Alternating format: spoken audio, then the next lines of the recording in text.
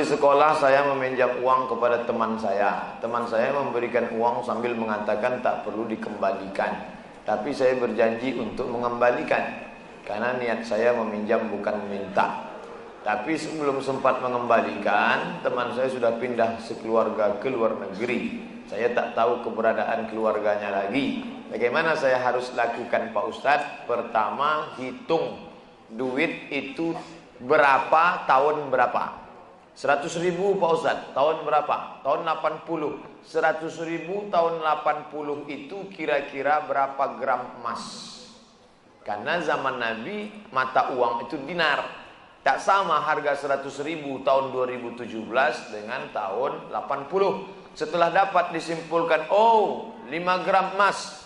Berarti 5 gram emas sekarang kali 500.000 sama dengan 2,5 juta. Maka uang 2,5 juta tadi diserahkan ke lembaga masalih ammah, maslahat umum, MDA, sekolah agama, pondok pesantren, masjid, panti jompo, panti yatim. Serahkan. Ini uang 2,5 juta. Uang apa nih Pak? Ambil jelas, saya tanya-tanya. Apa hukumnya minjam duit kepada toke untuk berangkat umroh, membayar hutang dengan toke dengan cara menjual kelapa kepada toke dengan harga lebih murah dibanding kita tidak berhutang kepadanya dan membayarnya secara berangsur. Masalah harga, innamal bai'u antaradin, jual beli itu sama-sama ridha. Aku ambil barangmu, aku kasih duitku, sah, sah. Harga tergantung kesepakatan.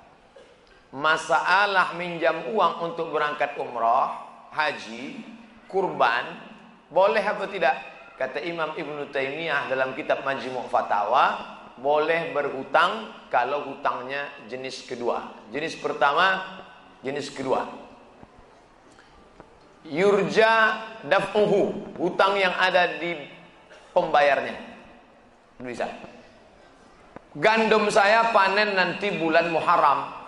Sekarang pinjam 2,5, 2,5 juta untuk kurban.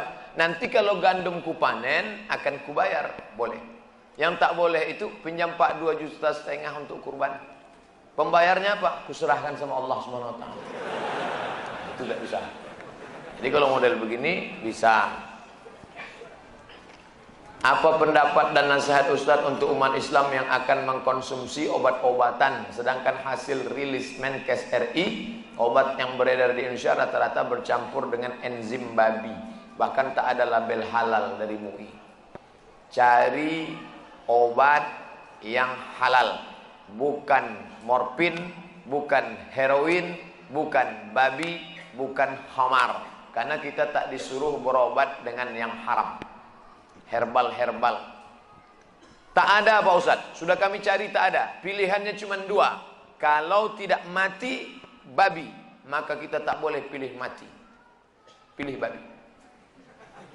Dua mudarat. Bertemu dua mudarat. Mana yang dipakai? Akhaffud dararain, mudarat yang teringan. Yang dipakai yang teringan. Kau pilih mana? Babi atau mati? Aku pilih mati aja lah. Tak boleh. Pilih babi. Masuk ke hutan, mati tak makan atau babi, ambil daging babi, bakar, colek-colek ke kecap. Sementara dapat pisang. Tapi setelah dapat pisang tinggalkan babi ini. Janganlah dapat pisang makan juga babi. Kenapa kau makan babi? Enak Ustaz.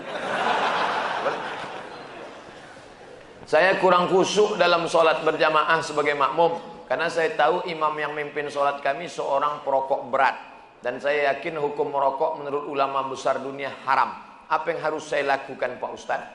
Merokok menurut Syekh Muhammad Nasir Farid Wasil Mufti Mesir haram. Merokok menurut Syekh Abdul Aziz Ibnu Baz Mufti Saudi Arabia haram. Merokok menurut Muhammadiyah haram. Merokok menurut Majelis Ulama Indonesia haram bagi ibu hamil, ibu menyusui, orang tua, anak-anak, orang sakit, haram. Adapun bagi orang yang tidak masuk kategori ini, maka makruh.